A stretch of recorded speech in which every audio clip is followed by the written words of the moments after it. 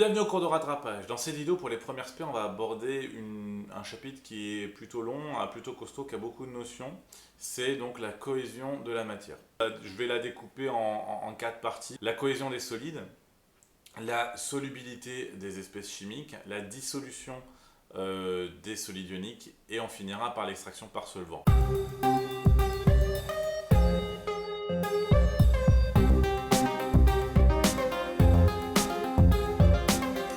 Les solides, on va les couper en deux catégories. Ce qu'il y a d'un côté, c'est ce qu'on appelle les solides ioniques et de l'autre côté, les solides moléculaires. Alors les solides ioniques, ils sont composés d'ions. Ces ions, dans les solides ioniques, ils sont agencés de telle sorte à avoir une alternance entre des plus et des moins parce que les cations se repoussent, les anions se repoussent, mais cations et anions s'attirent les uns les autres, puisqu'ils sont positifs et négatifs. Un solide ionique, ce qui est important, c'est qu'il doit être électriquement neutre. Et oui. Et donc du coup, il a ce qu'on appelle une formule statistique qui nous indique les proportions des ions qui sont présents à l'intérieur du solide ionique. Par exemple, NaCl dit qu'il y a un ion sodium pour un ion chlorure. Du fait que les ions positifs et les ions négatifs s'attirent les uns les autres, c'est l'interaction électrostatique qui va permettre la cohésion du solide ionique et lui laisser cette part. Ensuite, pour tout le reste, tout ce qui est maille, tout ce qui est structure cristalline, vous allez en enseignement scientifique et vous trouverez les réponses à tout ça. De l'autre côté, les solides moléculaires. Les solides moléculaires, eux, n'ont pas a priori de charge positive et de charge négative et donc du coup ne vont pas se mettre de telle sorte qu'on va avoir autant de plus que de moins, puisque solide moléculaire, c'est constitué de molécules qui, elles, sont neutres. Mais les solides moléculaires ont des dispositions spatiales qui sont régulières et qui sont ordonnées. C'est le principe d'un solide. Donc la cohésion des solides moléculaires, elle se fait à partir de deux interactions. L'interaction de Van der Waals et la liaison hydrogène. D'abord, les interactions de Van der Waals, c'est assez simple en fait. Le principe, c'est d'avoir donc des molécules qui sont polaires, qui ont donc du coup des moments dipolaires qui vont s'aligner de telle sorte que le plus et le moins soient face à face. On retrouve un peu le même système que les solides ioniques si vous avez suivi.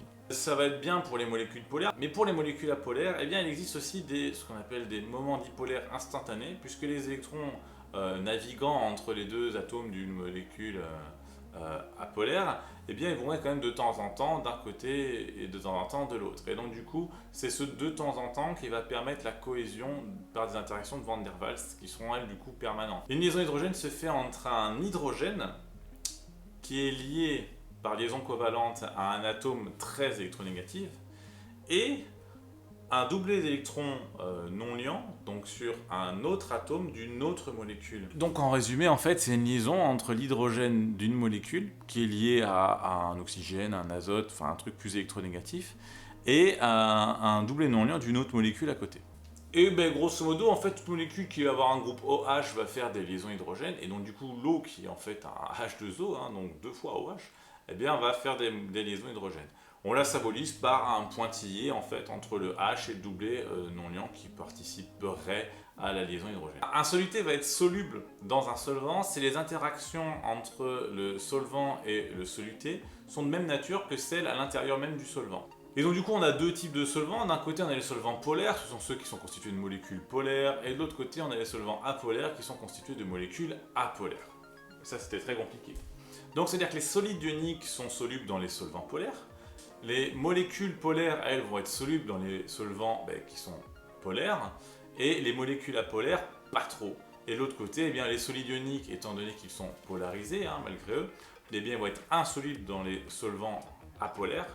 Ils vont être, les molécules polaires vont être peu solubles dans les solvants apolaires, et les molécules apolaires vont être très solubles dans les solvants apolaires. On a un solide ionique qui est particulier, c'est le savon. Le savon, c'est un carboxylate de sodium, c'est-à-dire qu'on a une chaîne carbonée, plus ou moins longue, avec à l'extrémité un groupe carboxylate, c'est un groupe COO-.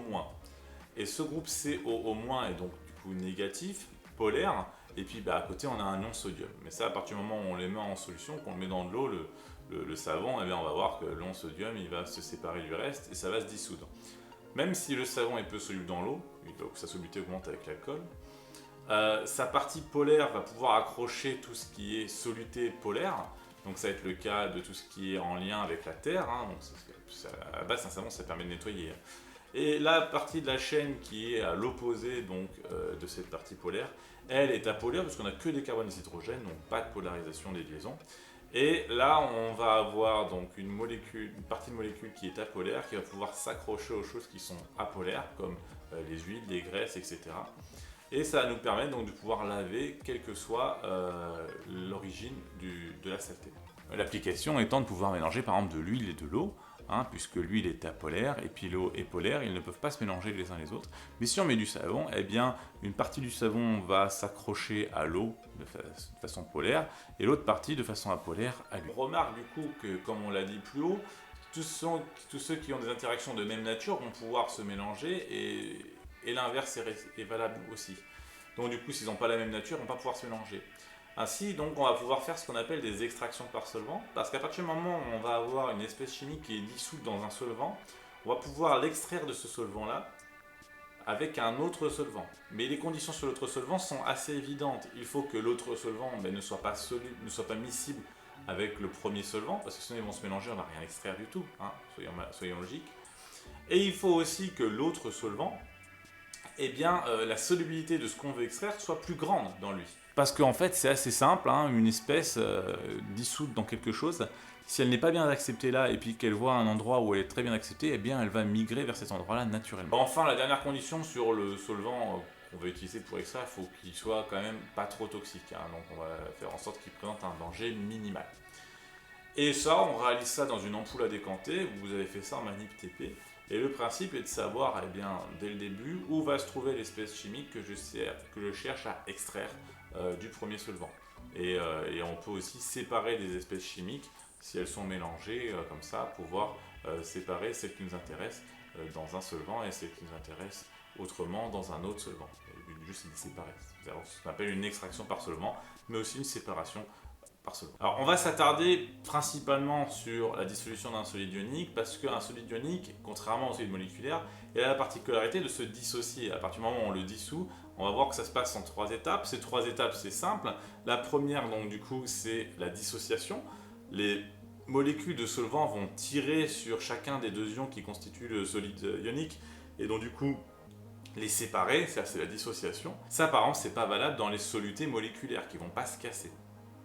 Ensuite, les 2 ions maintenant sont séparés, donc du coup ils vont s'entourer de molécules de solvant, c'est ce qu'on appelle la solvatation, et enfin ils vont s'éloigner les uns des autres, et c'est ce qu'on appelle la solvatation. C'est le fait qu'ils vont rester tous plus ou moins éloignés les uns des autres. Solvatation, on l'appelle aussi l'hydratation dans le cas où le solvant est de l'eau, c'est-à-dire quasiment tout le temps. Comme notre solide ionique, il va se dissocier, on va avoir une équation de dissolution qui va être un poil plus compliquée que pour le cas d'un solide moléculaire. Si on a MnXP, en solide ionique, on va avoir NMP+, donc c'était XP et un P Xn-. Voilà. Bon, une sorte de croisée, mais le principe c'est de voir que quand on a NaCl c'est assez simple, mais quand on a des cas un peu plus compliqués, ça va être plus compliqué. Les concentrations en ions, alors on va les noter différemment maintenant. Les concentrations en ions, on va mettre des crochets autour de la formule de l'ion. Et ces concentrations en ions, elles vont être égales à la quantité de matière de l'ion divisée par le volume. Et il y a un rapport entre la concentration en ions et la concentration en soluté. Il faut pour cela utiliser un tableau d'avancement pour s'en rendre compte. Notre ion, à la base, c'est un solide ionique qui va se dissocier en plusieurs parties.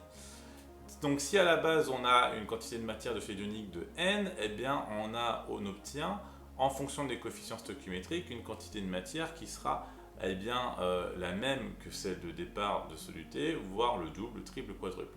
Je prends l'exemple avec le chlorure de fer 2. Le chlorure de fer 2, c'est FeCl2. Donc du coup, si on a une quantité de matière de 1 mol de FeCl2, on obtiendra après dissolution 1 mol de Fe2+, mais 2 mol de Cl-. N'ayez pas l'impression qu'on a inventé de la matière. En réalité, au départ, vous aviez quelque chose qui était constitué de 3 billes qui étaient collées les unes aux autres. Alors, je ne vais pas faire 3 billes parce que j'ai que 2 mains. Et ces 3 billes-là vont se détacher les unes des autres. Donc, ce qui fait qu'au départ, on avait en effet une grosse boule qui va se séparer en 3 petites billes. Et donc, du coup, on avait bien 1 mol au départ et qui vont donner 1 plus 2 mol, donc 3 mol à l'arrivée. Et au niveau de la concentration, on va se rendre compte que la concentration en Fe2+, est égale à la concentration en soluté, tandis que la concentration en Cl- est égale à 2 fois la concentration en soluté. Et ça, c'est important parce que quand on veut préparer une solution dont on veut une certaine concentration pour un certain ion du soluté, il va falloir faire attention à cette multiplication ou pas. Voilà, c'est fini pour ce cours de rattrapage sur la cohésion des solides. C'était un beau chapitre, il y a pas mal de notions. Vous pouvez vous abonner, regarder la playlist, laisser des commentaires, laisser des pouces. Le mieux c'est qu'il soit bleu. Et je termine avec une citation qui est plus de l'ordre politique, mais qui parle de cohésion, donc du coup je l'ai prise parce que j'aime bien. C'est une citation de Henri Bergson. La cohésion sociale est due en grande partie à la nécessité d'une société de se protéger contre d'autres.